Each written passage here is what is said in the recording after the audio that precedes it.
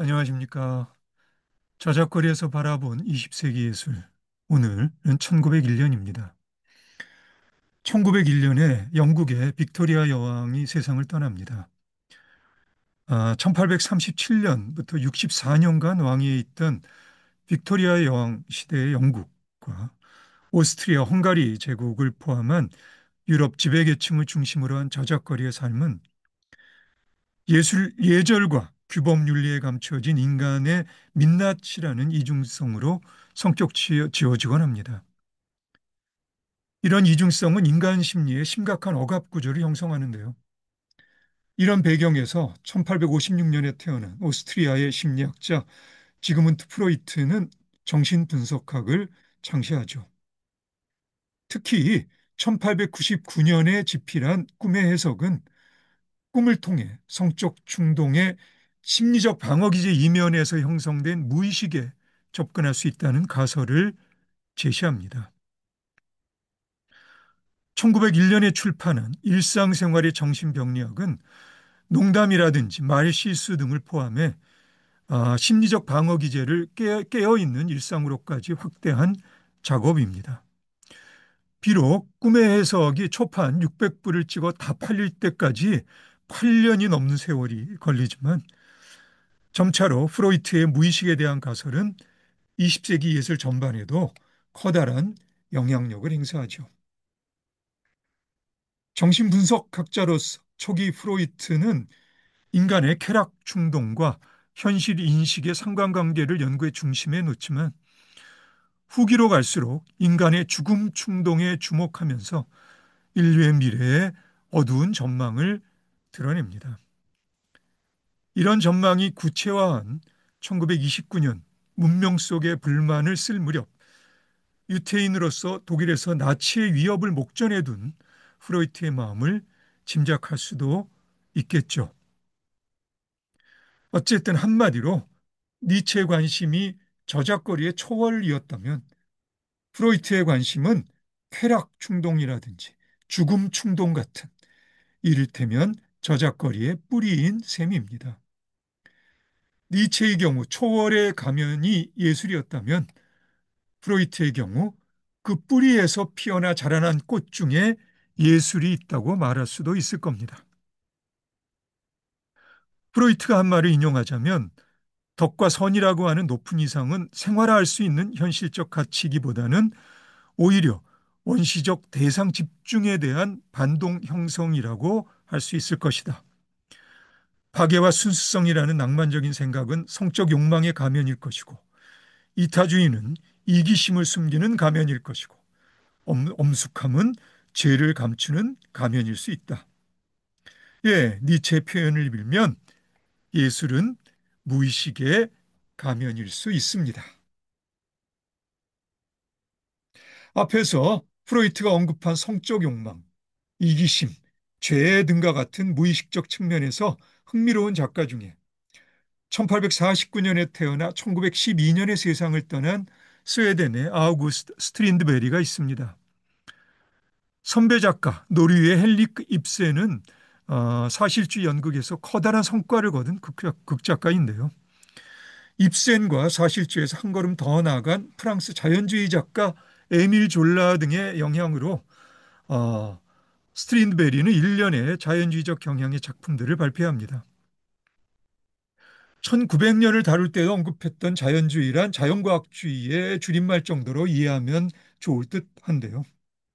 프랑스 문학평론가 이폴리 뗀느가 말한 것처럼 사학과 덕은 황산과 설탕이 어떤 원인의 결과물인 것과 똑같이 어떤 원인의 결과물이다. 이들 복합물 각각은 보다 기본적인 요소들이 결합되어 만들어진 것이다. 네, 그래서 졸라는 실험 소설론에서 유전 환경 시대라는 요소들을 제안하는데요. 특히 사회의 병적인 측면들을 과학자가 현미경 아래에 놓고 들여다보듯이 작업하려는 경향이 자연주의 작가들에게는 있습니다.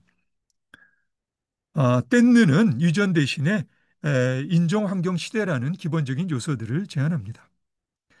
점진적으로 1900년경에 이르면 스트린드베리는 실증주의적 원인 결과와는 성격이 한참 다른 초월적 섭리를 비자연주의적 방식으로 작품화하려는 새로운 경향을 보입니다.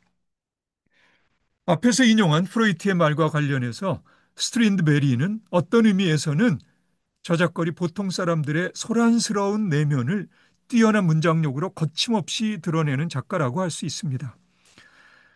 격렬한 기질뿐만 아니라 세 번의 결혼과 세 번의 이혼이라는 고통스러운 사정들, 그리고 여성에 대한 애증이 얽힌 내면 깊은 곳의 복잡한 감정들을 작품 속에 드러내는 방식 등이 그를 표현주의를 선구하는 작가로 자리매김하기도 합니다.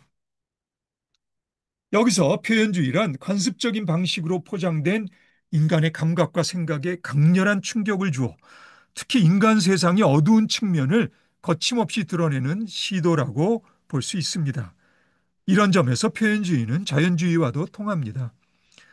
뿐만 아니라 스트린드베리에게는 초월적 신비주의에 경도되어 연금술에 깊이 몰입하는 측면도 있습니다.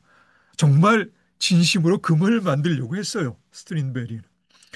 심적 고통과 물질적 결핍으로 나중에 지옥시도라 명명한 심각한 정신적 위기를 스트린베리는 겪기도 하고요. 그 전후 사정이 어떻든 이런 측면들이 그로 하여금 종교적 안식을 구하게 하는 부분도 틀림없이 있을 겁니다.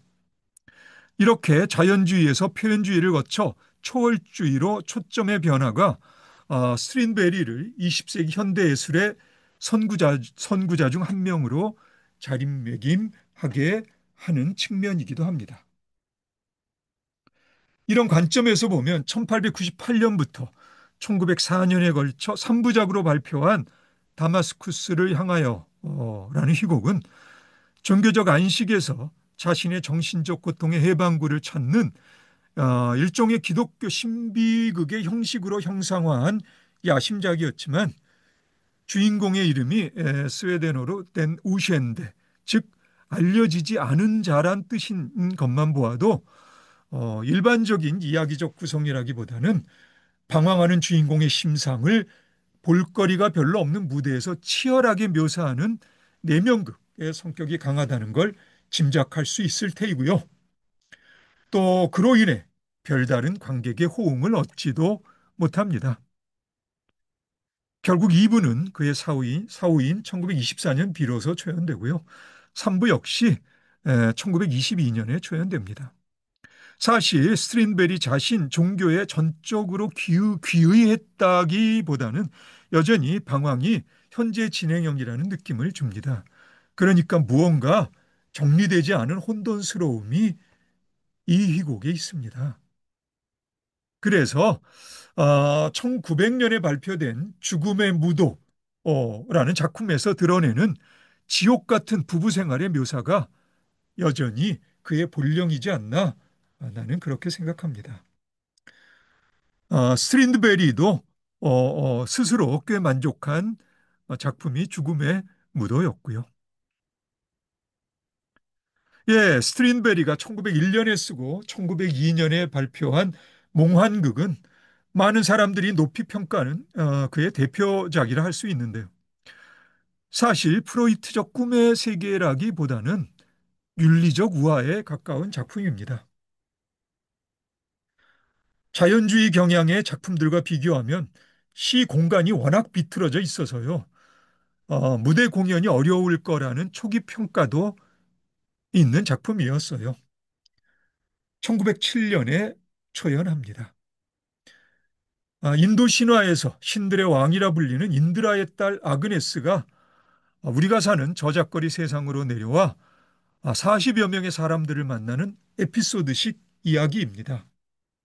그런데 기승전결의 이야기라기보다는 저작거리 세상에 대한 스트린베리 내면의 다면적 독백 같은 성격의 작품입니다. 네, 그럼 오늘은 여기까지 할까요? 아, 아무래도 오늘 1901년을 다 마무리하지는 못할 것 같아서 일단은 오늘 여기까지 하고 그리고 다음에 이어서 다시 스린베리 후반부를 마무리하도록 하겠습니다. 예, 오늘 수고 많으셨고요. 그럼 다음에 다시 봅시다.